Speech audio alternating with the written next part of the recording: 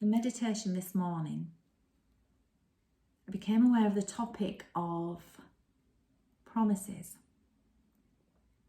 our humanness to make promises.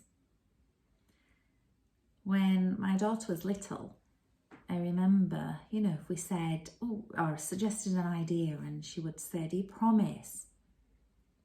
And, my response would be, "Well, let's see, that's the intention.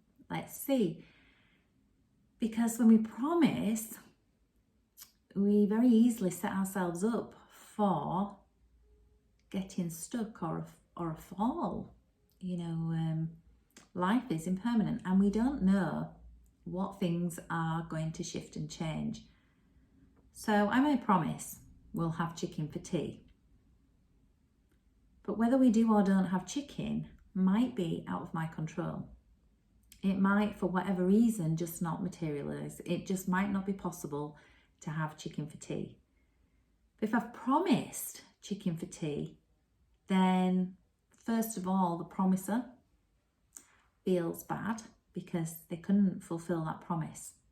They couldn't deliver. And then the person that was promised may feel disappointment because they were promised and blame the person that promised, but you promised.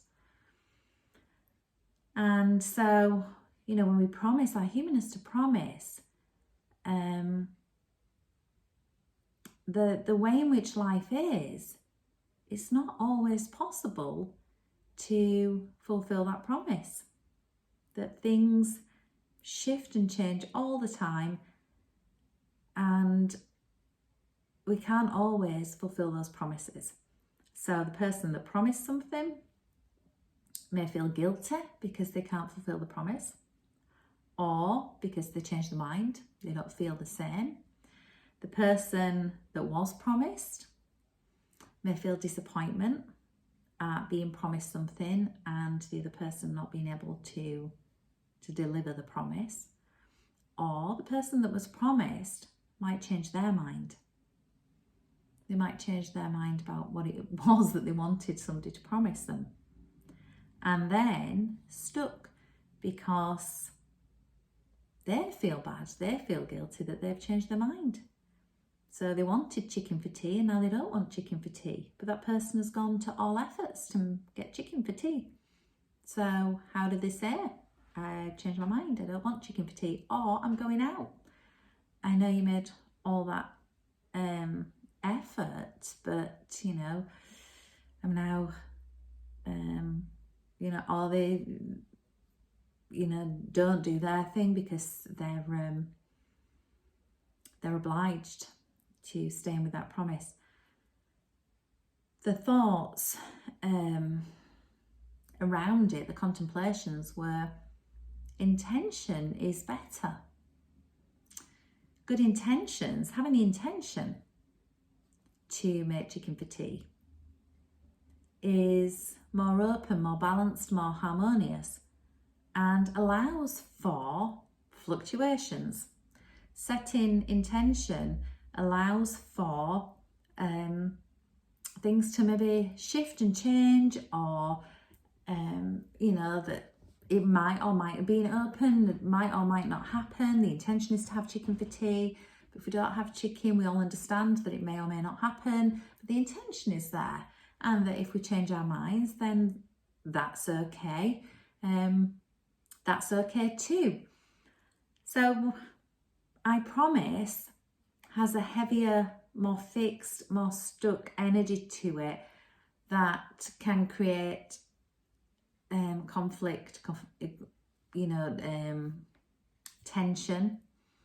It can then create guilt because it's a heavier kind of contract, almost like a contract.